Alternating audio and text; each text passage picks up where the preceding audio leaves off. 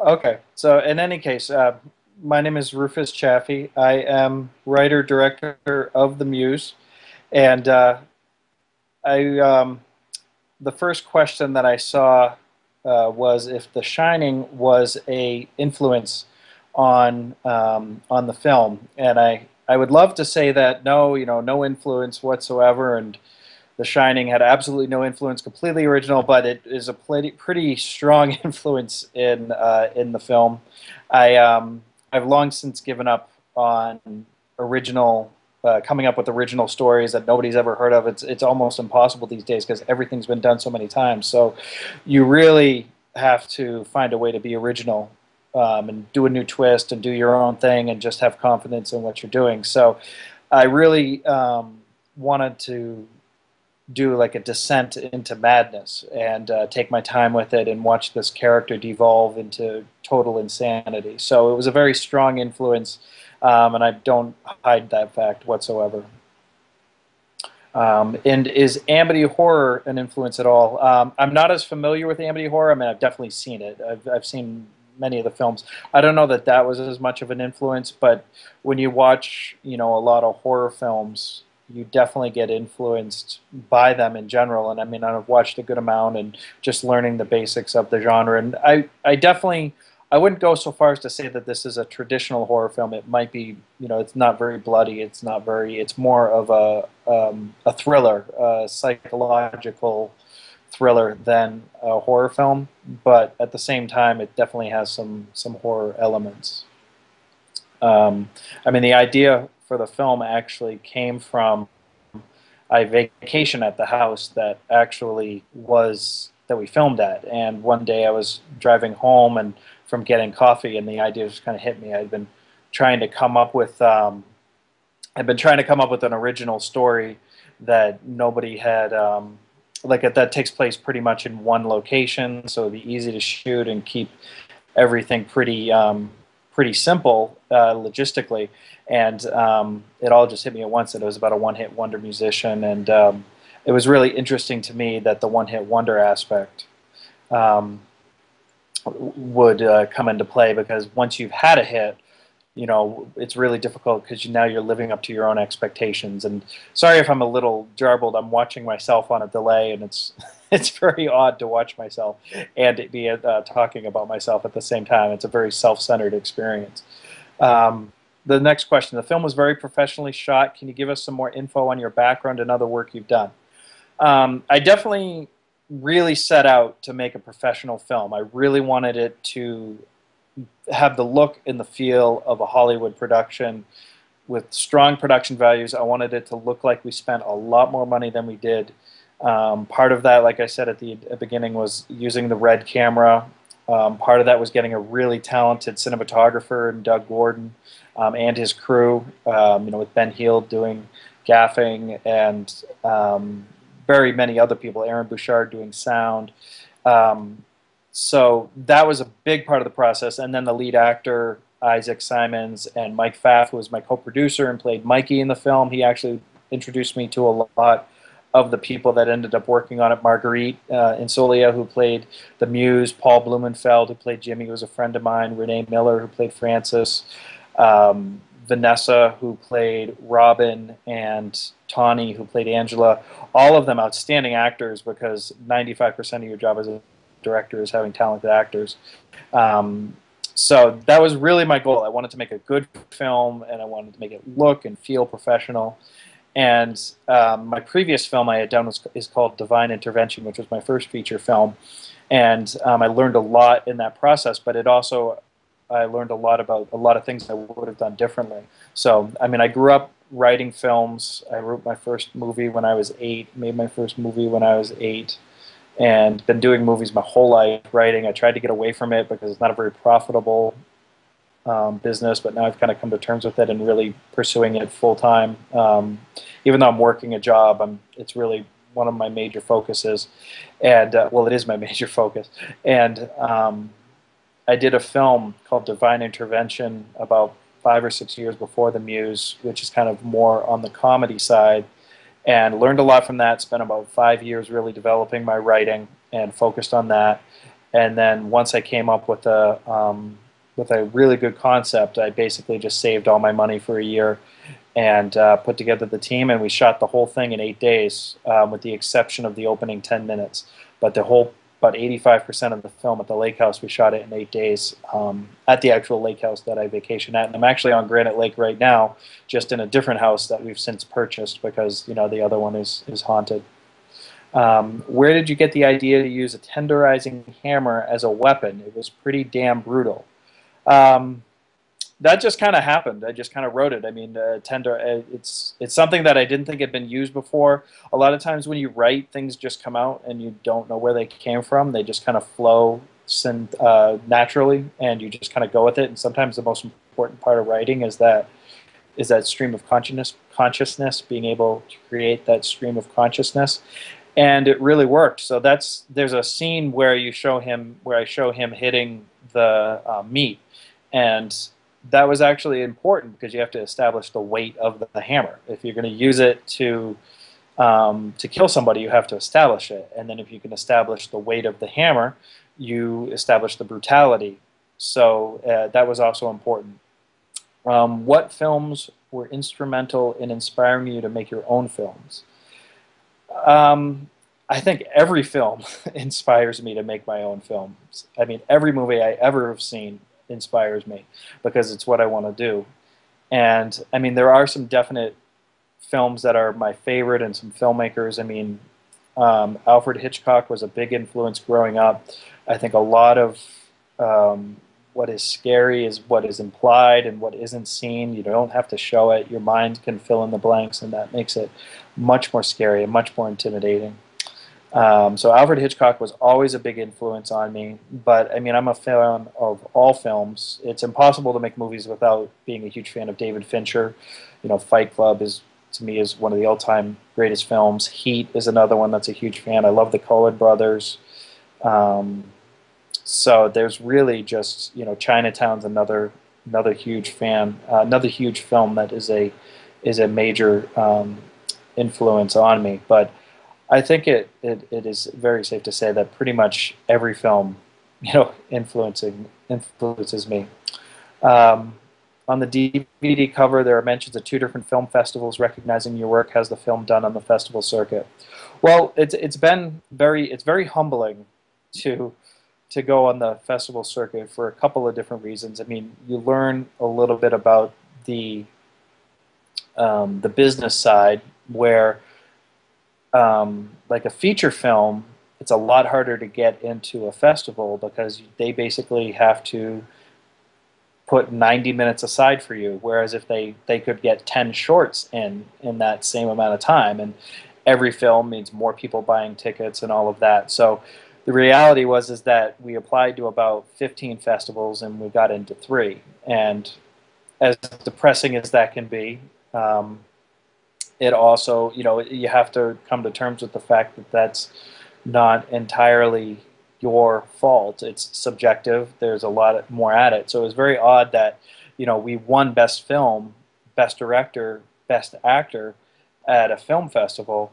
but at the same time, we then didn't get into like 4 or 5, 6, 7 other festivals, and then we won a special recognition award at the Boston International Film Festival. So the Indie Gathering Film Festival, we were awarded Best Film, Best Suspense Film, Best Actor, Best Director, nominated for Best Cinematography and Best Supporting Actress. So that was great. It's it's really gratifying to get any type of award, and now I can say that I am a award-winning director, which is always kind of, to me, ridiculous and at the same time secretly enjoyable. Any authors that may have inspired you? Personally speaking, H.P. Lovecraft and the unseen horror you build in your own mind has always fascinated me. Very true. I admittedly do not read a lot. I spend a lot of time reading scripts, but I don't read books as much as I probably should have. H.P. Lovecraft is definitely outstanding. I mean, I'm kind of generic in that I read Stephen King to a good amount. Also reading, I mean, I love detective and thriller novels. So I think that you really have to understand all genres and all storytelling. I mean, it's you're writing. You might be making a horror film or a thriller, but you've got the whole key is the story. I mean, you have to have a good story. So if you understand storytelling, I think that is the most important thing to me. You said in our chat room you used a red camera. What model did you use? That seems to be the golden standard as far as dream cameras independent filmmakers come on here wishing to use. Very true. The red camera, this was my first time working with the red camera and working with the camera on that level. Um, it does so much of the work for you. I mean, when people comment on the production values, so much of that is the use of the red camera, but you also have to need to have somebody who knows how to use the red camera, which is where Doug came in. He works with that camera every day. He works in the rental house, so he really knew what he was doing. It's a very temperamental camera. There's a lot to it. Going in, like I had originally planned to just do it on a very small scale and just do it the best I could, but everybody was reacting so strongly to the budget, to the screenplay, and really pushing for it. And my co-producer Mike Pfaff really was instrumental in this, is that he could get the red camera and get access to it, and somebody who knew how to use it. And he knew Isaac, who was the actor, and he knew Marguerite, who was the Muse, and he knew Renee. So him and Isaac were really pushing for the red camera. Now, I didn't have a lot of experience with it, but them being in LA, they really, they have more experience, with what I would consider a higher level of filmmaking, living in that area. So they really pushed for it. And the first time I looked through the viewfinder, I definitely understood why. So I believe we used the Epic, but I'm not a techie. I'm much more a story guy. I'm an actor's director. I'm really concerned with performance and then finding really good people who know what they're doing and let them do their job lighting-wise. And it's a real collaborative process is how I really see it. But I definitely strongly recommend that if you can get a camera such as the red camera to use it. But more important than that is still having a good story and taking your time with the script, because if your story doesn't work and you're not confident and you don't confident in what the story that you're trying to tell, and you don't have strong actors, because the number one thing that is going to keep people interested is the performance and the story, then it doesn't matter what camera you're using. Any film you would yearn to remake, which is kind of a double-edged sword, because really, if you want to remake a film, you're opening yourself up to a huge amount of controversy and trouble and comparisons. There's actually one film that I've watched and I would love to remake, and it's a little, I don't know if it's a little-known film, but it's by, oh God, now I'm drawing a blank, William Friedkin. It's, no, it's not The Exorcist. He did a film called Sorcerer. And I watched that a long time ago, and I'm like, that's the movie I want to remake. And it's not in the horror genre, but it's a great idea, and it's one that isn't that well known. And I think it's something that I could bring something to, because there's no point in doing a remake if you're not going to bring something to the table. What upcoming projects do you have in the works? Actually, a film that I wrote is going into production in 2 weeks. It's called Lazarus Rising. It's a gangster film. It's about a hitman on the run with the woman that he loves, while all of these other assassins are trying to track them down. So that is actually going into production in 2 weeks. They're going to be going into principal photography, and they've signed some name actors, and it's pretty exciting to see that it's gonna. I'm not going to be directing it, but I wrote it, and I'm associate producer on it. Mike Pfaff, who was in the MUSE, I believe is in line to potentially be in that as well. They're making the final decisions on that, so we're hoping that will happen. And they're shooting that actually using the Arri Alexa, which is the film that they shot Skyfall on. And we got Lenny Clark, we got Adani Meropis, who is in 24 and was in Hidalgo in it. We're talking to some other name actors. We're hoping to get them, so that's pretty exciting.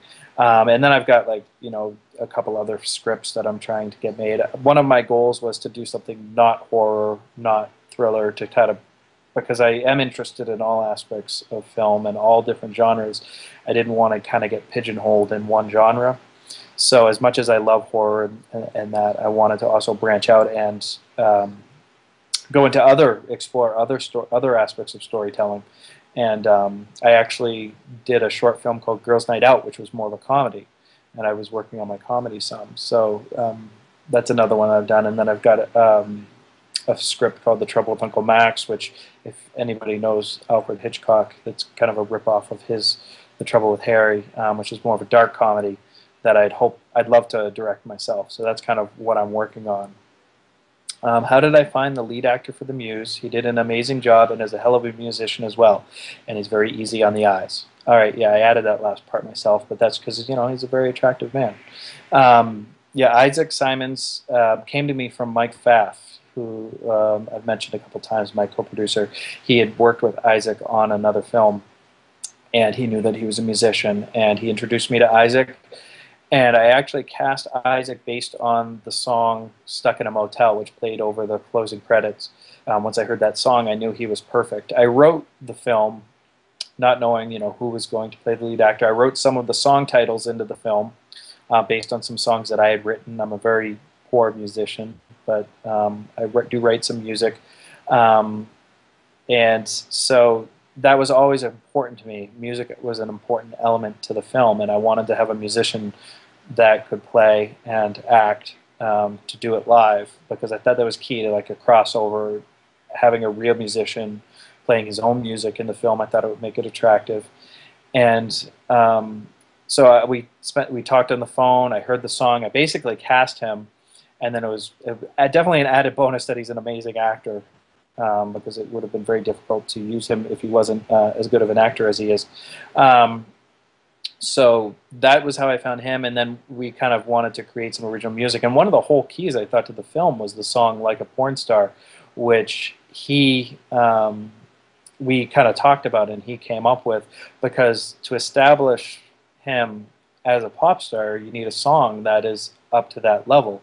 So that was one of the most important things. So we really went back and forth on that, and he basically took the reins and came up with the song. And it was very serendipitous. The whole experience of this film was very serendipitous, because just how it happened that it came out to be what he considered one of the best songs he'd ever written. So that was kind of where that came from. And yeah, he's actually co-writing. I'm co-writing with him now. He's become a very good friend, and very one of the very good things that has come out of this. How did you get your start in filmmaking? Did you go to film school, work on a bunch of sets first, or did you just start to just pick up and go? I definitely was more of a pick up and go type. I never went to film school until I went to graduate school for it. I just was always making movies when I was a kid. I wrote my first movie when I was 8. I made movies all the time when I was growing up. Like every year I'd make a movie with my friends. But I could do like a half-hour film or just make stupid videos. We'd goof off on camera, make music videos. We did like a Free Falling ripoff, and we did like Hunger Strike by Temple of the Dog, and like all of these like random film songs we would make music videos for, either goofing or being somewhat serious. And then I realized that it's a very difficult business to get into, so I tried to get away from it, and I went to a liberal arts school in Vermont. And then I decided to go to grad school, because the real world, it really is difficult. You don't want to go into it. And so I went to grad school for filmmaking, and just wrote and wrote and wrote, and made my first film. But again, I don't have the technical background. It's definitely a weakness of mine that I'm working on. Made my first feature. I made a short film, and then I made a feature that I learned a ton from. And then I retreated back and focused on writing again. And because again, if you don't have a good script, you really aren't going to have a good movie. So you have to really take the time with the script. And now I'm at the just continually looking to learn. And I think that one of the things that people get stuck in is analysis paralysis, where they analyze and they think about making movies and they talk about making movies, and then they're not sure that the script is good enough, or that the idea is good enough, so they stop working on it. And one of a form of writer's block is the next great idea. Like you get halfway through this idea, while you're in the middle of it, you're not sure it's going to work, and you get this new great idea. And of course, the grass is always greener, so you start working on that idea. But the thing is, you have to put all your focus into this one idea, commit to it all the way, and go for it. So you really have to go for it, and instead of analyzing it, just do it, because you have to learn and make mistakes and learn from your mistakes. And you can't learn about making movies from talking about it or in a classroom. You actually have to go in and fight some battles and make some wars. And I should probably take off my headphones because I don't really need to hear myself and I look a little odd. But yeah, so I just kind of did, and I'm still learning as I go, and I make mistakes, but I trust my instincts, and I'm doing my best to learn and realize that I don't know everything, and surround myself with good people. That's really your biggest asset, is the people around you. At what points in the script did you feel stuck? I definitely ran into some issues with this script in that I was writing it knowing what resources I had available, so I had to make sure to write what I knew I could film, and I felt stuck a lot of times trying to keep it interesting with primarily one person on screen. And that was one of the points where one of the things that I'm not sure completely worked. Like the entire first half of the movie to me was about him trying to write this song, and that came across in the script, but I'm not sure it comes across as much in the film, that he's trying to write this amazing song, and he's got this idea and it keeps coming and going, and the muse kind of gives and takes inspiration. So I kind of got stuck there. Ways to keep it interesting was really, to me, the points that I got really stuck. And then when the friends showed up, I was trying to think about ways to draw it out, but it just seemed so obvious to me that he's so far gone at that point that it would just basically snowball very quickly. So I just went with that because it felt like the right thing to do. Any interesting behind-the-scenes stories from the film? Run into cops? Anyone get hurt? Etc. Well, actually, I mean, definitely some interesting things happened. I mean, the most difficult thing was that we actually got hit with Hurricane Irene, which I don't anybody from the East Coast is familiar with. We actually originally had 9 days to shoot it, so we have 65 pages. We have 9 days to do it, which basically is pretty ambitious. So we're shooting like 12-hour days and 14-hour days, and we had 9 days originally, and we were just going 9 days straight because I had a week off from work, and so we were going to go Saturday to Sunday, following Sunday. I don't think that math is right. Is that 9? I think that's 9. Either way, we had to, but then Hurricane Irene was scheduled to hit on the very last day, so we actually ended up having to wrap a day early. And so, I mean, anytime you're a director, one of the things I learned is that being a director is basically being on for 14 hours straight or 12 hours straight. It's basically having everybody come at you with a bunch of questions, and you're just doing the best you can to keep everything positive and thinking and moving forward and seeing short term and long term and just balancing everything. And so we now had to condense a 9-day shoot into 8 days, and Hurricane Irene hit, and we basically wrapped and couldn't get out of town, and had to hole up in the cast and crew house playing poker, waiting for the hurricane to pass. And then I'm driving home, and basically the highway's shut down, so I had to take like a 2-hour detour, and I'm physically, mentally, emotionally exhausted, just want to go to bed, and I'm like trying to figure out how to get home, and just no success whatsoever. So that was pretty much the biggest story. Nothing was actually too crazy because, like I said, everything was really serendipitous and kind of fell into place. We did have an actor drop out, about a couple weeks beforehand, and had somebody fill in, which was great. But it turned out to be the right move, which was fantastic. There's a behind-the-scenes making of that's available on the MUSE website, www.themusemovie.net. so you could see a little bit about the making of. And then what we actually ended up doing is the way that the film was done is we did that 9 days, 65 pages, and then we did a weekend in Boston and a weekend in LA that we shot the opening 10 minutes of the film because it was important to show his life before getting to the lake house. Um, so what ended up, the funny thing is that it was as expensive and as difficult to shoot that opening 10 minutes as it was to shoot the rest of the film that took place at the lake house, because once you start moving from location to location, it takes a lot longer. It is more expensive. It's a lot more complicated. So to actually shoot that 10 minutes, that weekend in November and that weekend in January, was just as difficult as the 9 days that we shot 85% of the film. And there's a scene that I always chuckle at where Isaac is driving home, or Addison is driving home from the beer run, or he's on his way to the beer run, and he calls Jimmy, and he's like, "Jimmy, I'm in it. I'm in the zone. Da da da da da." And we shot that. He's driving with the top down. We shot that in November in freezing cold weather. It was freezing, and Isaac is like a California kid in shorts and a t-shirt as we're driving. If you look at the trees in the background, there are no leaves on them, and we weren't even sure it would work, but we were like, well, it's better to shoot it and have it, and then if it doesn't work, we'll figure out what we're going to do. But if you look in that scene, you can see all the gray trees in the background, and Isaac is freezing his ass off, trying to act like it's this beautiful day, and I still crack up when I think about how cold that was. But the thing is, like, all of these difficult moments are the things that you look back at the most fondly, in a lot of ways. What advice do you have to give to an upcoming director?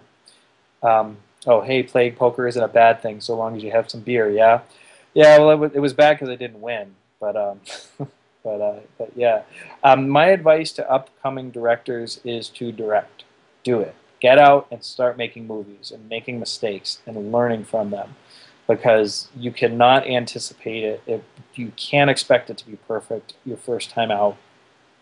Make a short film. Grab some friends. Grab a camera. Don't worry about if it's perfect or not. Just make a movie, and then make another one, and then make another one, and just keep learning, keep watching tons of films. Analyze why you're interested in something. Like, if you're watching a movie and it's really good, think about why it is really good. What are the elements that led to it being really good? Read scripts, read good scripts, read bad scripts, read books about screenwriting. I mean, learn what makes a good movie, what the elements are, what the rules are, so that then you can break the rules. So those are really the most important things, I think, is that you learn by doing, and the more you do it, the better you'll get at it. My only criticism would have been the pacing you spoke toward in the first half. That being said, I think the backstory about the cabin could have been explored further. Any thoughts there? Like I said, I mean, the pacing was always my concern. It takes its time.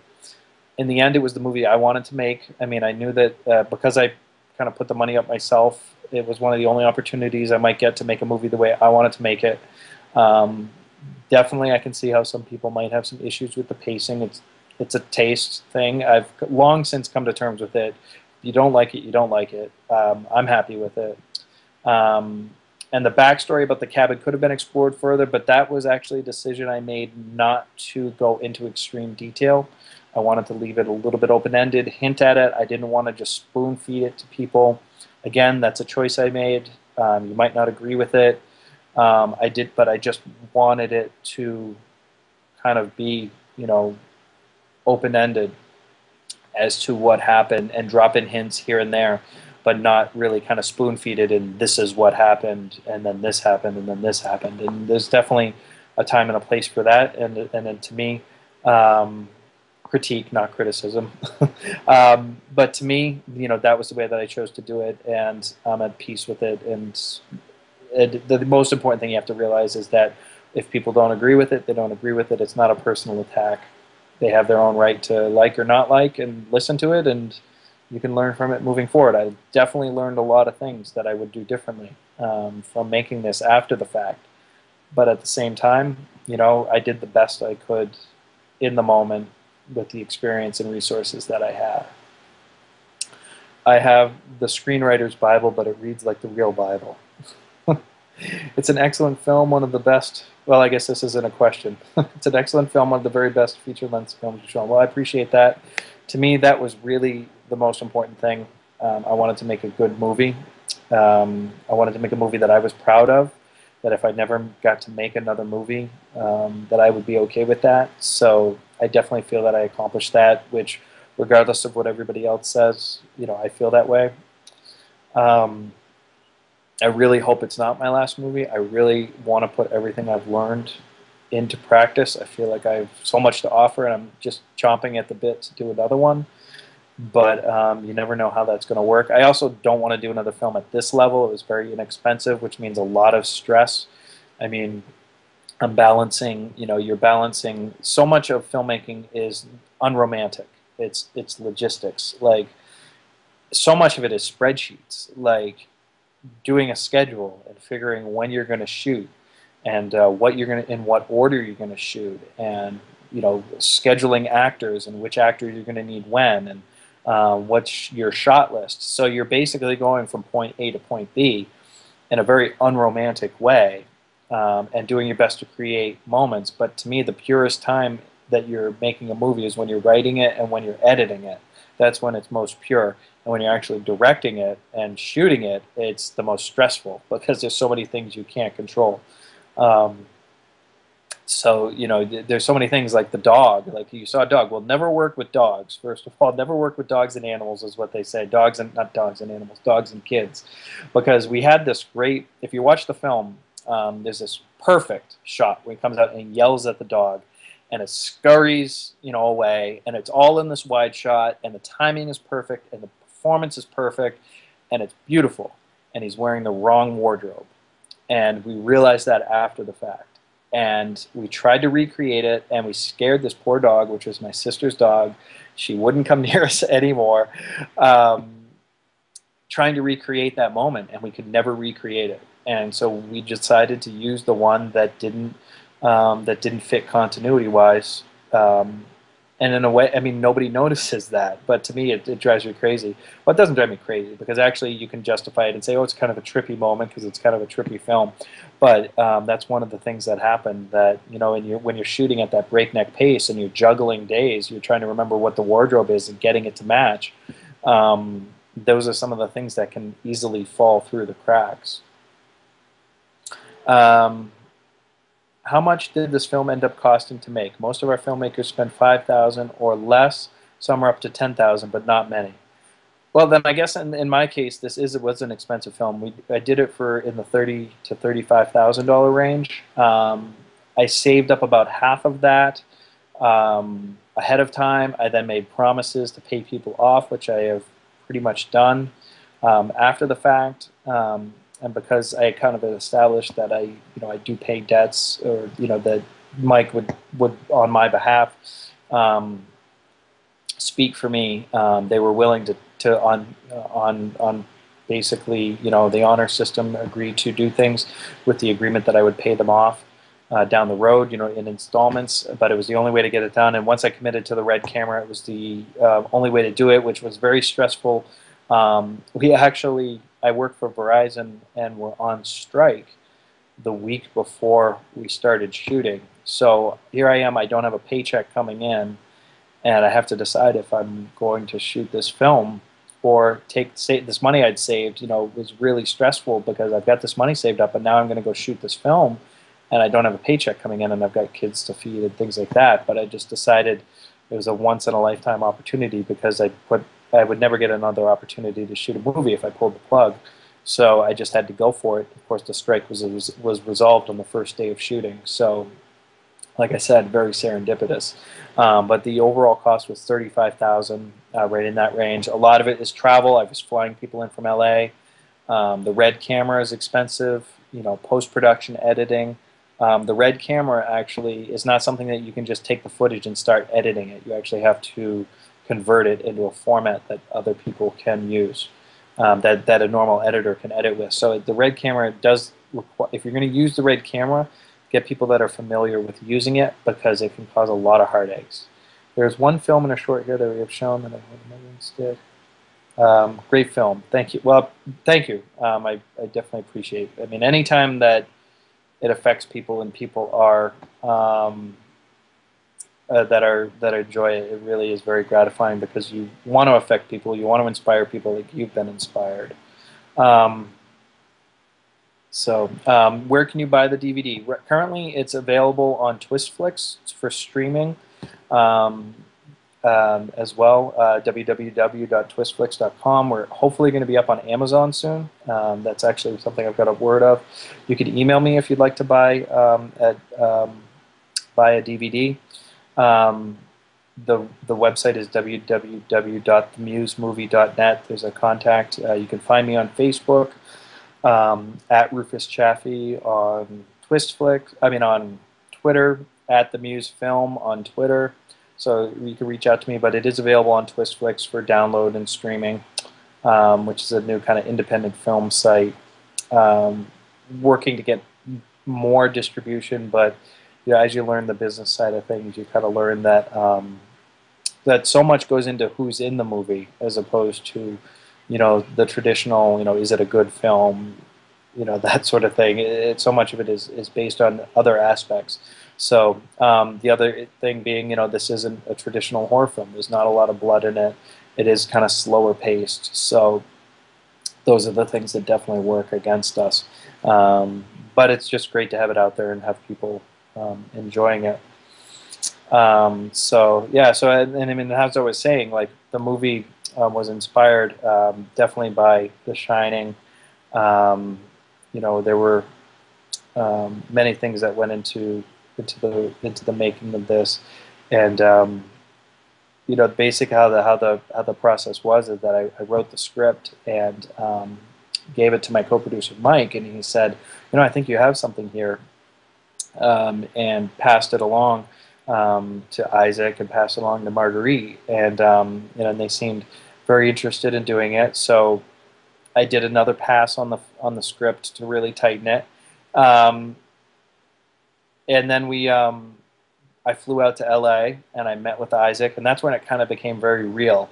Is when that April I flew out to LA, and we met and we talked about it, and everything seemed to be good. And then I met Doug, and we met in halfway between our houses because I live in Western Mass and he lives in the Boston area, and so we'd meet for dinner and we'd talk about different ideas, and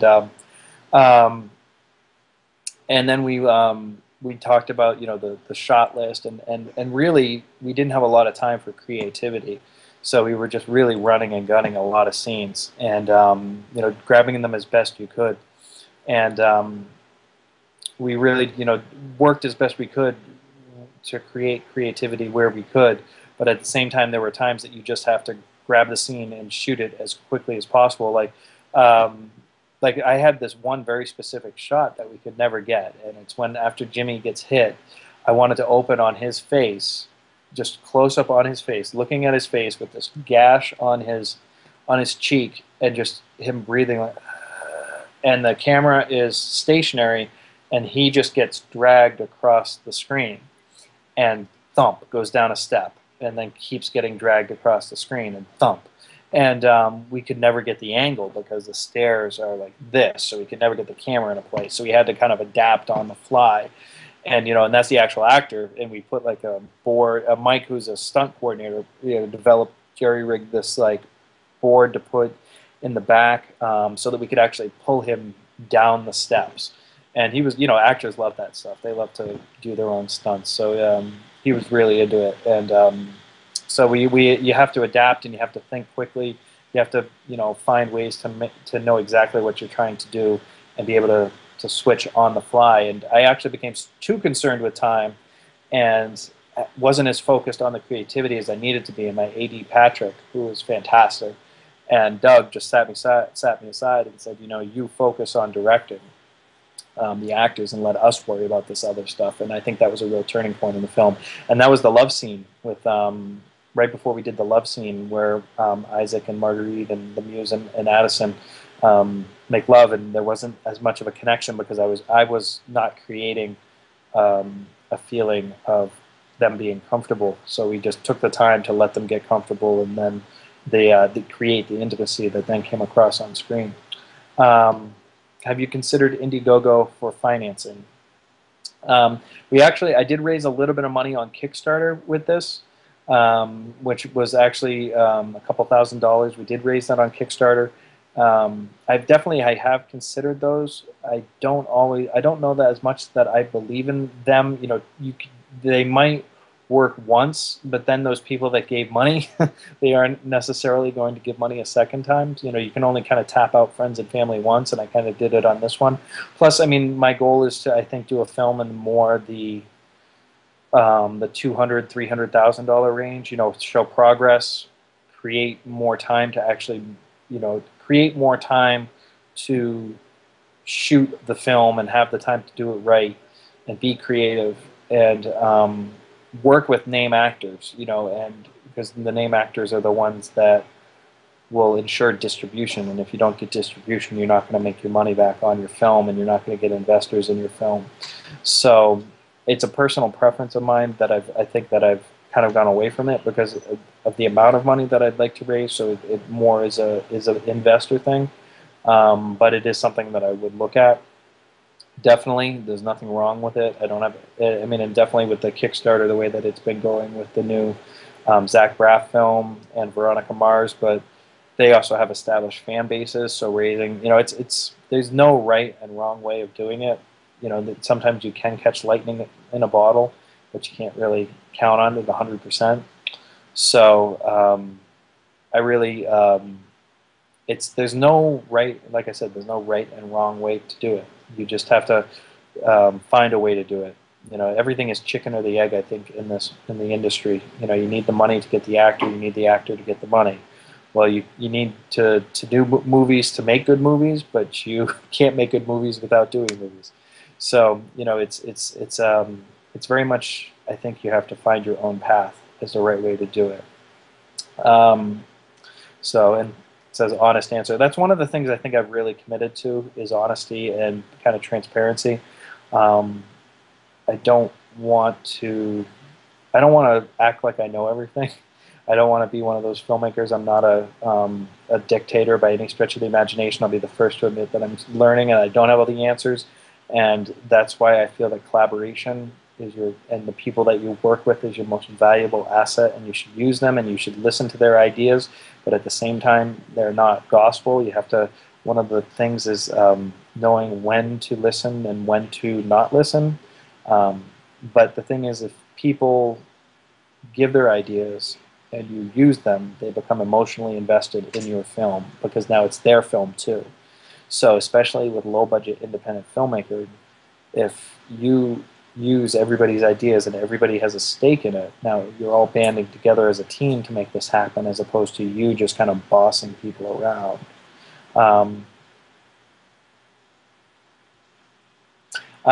Yeah, it said, I think it's a good tool to help fund a film. Counting on it to totally fund a film is damn near impossible unless you have a big name, which is kind of where I'm at, in that I'd like to get some names, and that's what's exciting about this new project, Lazarus Rising, which you can find on Facebook.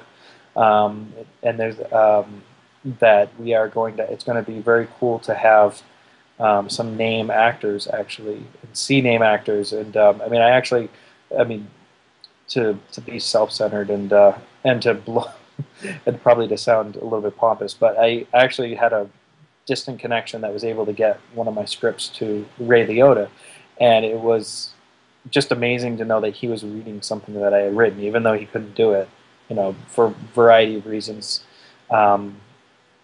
which you know, if you're not financed or the script's not good enough, I mean, you never know. But it was just very cool to know that somebody I had been watching on movies had read something that I had written, even if he didn't do it. So to know that there's going to be a name actors, like Lenny Clark and people that have done things like 24 and Hidalgo, knowing that means it could very well find distribution is really exciting to me, because I'm always looking to move forward and would like to get to the point where I don't have to think about the financing side of things. I can actually can write something knowing that it will get made, because it's very discouraging to write something and care about it and want to see it made and be able to visualize it and then know that it's not going to go anywhere. It could be very frustrating. If you get Jeff Bridges on a film, I would effing love it. Yeah, me too. Have you loved the guy since The Big Lebowski? First of all, The Big Lebowski is the funniest movie ever made. It is by far, I think, one of the most underrated films out there, and it's not really even underrated anymore. But I mean, I think how Jeff Bridges was not nominated for an Oscar for Big Lebowski, I have no idea. The problem is that he was too good in that film. He was basically so good that he didn't even get nominated. He is, yeah, that film to me is the funniest thing ever written. Can you give us some insight on distribution? To this point, have you worked with any distributors, and what has your experience been like? And if not, same thing, how has self-distribution worked? Distribution is kind of the golden egg. It's something you need to be thinking about when you're making your movie. And when you're younger, and when I was younger, you always think, oh, I'll just make a great movie and people will find it. And that is definitely possible, but at the same time, you can't count on it. I mean, you'll hear Blair Witch Project and you'll hear Paranormal Activity. Well, you know what? For every Blair Witch and for every Paranormal Activity, there was 1,000 movies that you've never heard of. And they happened to catch a little bit of luck and a little bit of timing and capitalized on it.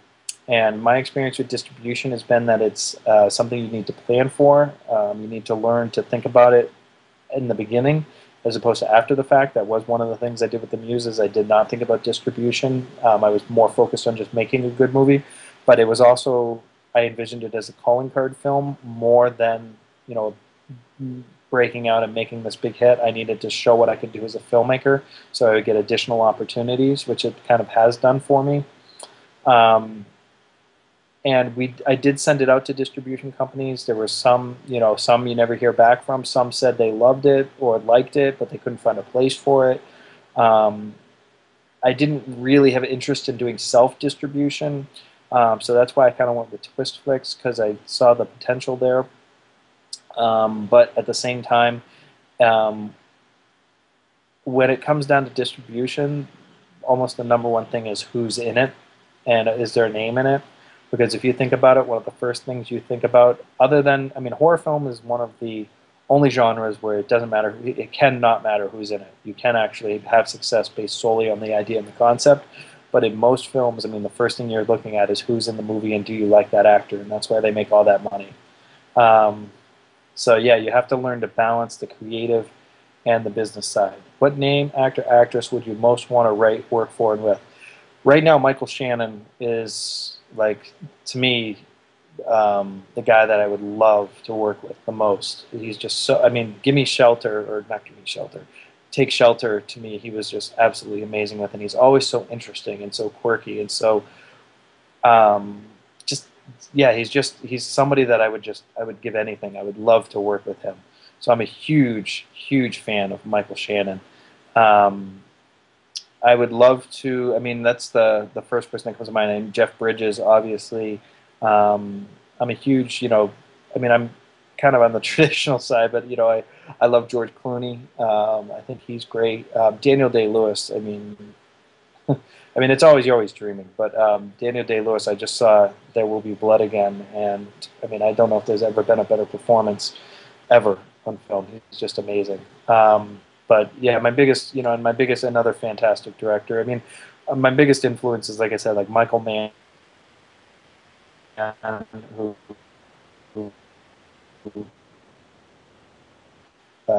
wrote Heat and The Insider, and it was David Fincher, obviously, as an amazing film. Children of Men is one of the greatest movies I've ever seen.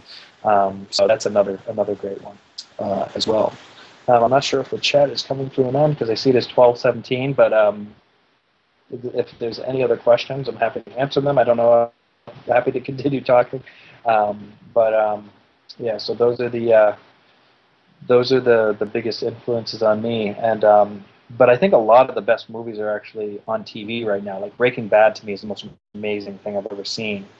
Bryan Cranston, that's who I'd love to work with. But Breaking Bad, Game of Thrones, Dexter, Homeland, I mean, how many great movies are there? Sons of Anarchy, which I haven't seen, but I've heard so many good things about. So all of the great movies, I think a lot of them are getting made as television shows now because they can now have seasons to do things instead of 2 hours. So I appreciate all of your all of your love and support, and feel free to reach out to me at any time, and I'll be happy to. I'm easy to find. I'm always happy to talk to anybody. I love talking about movies. So I'll just sit here and nod and be awkward.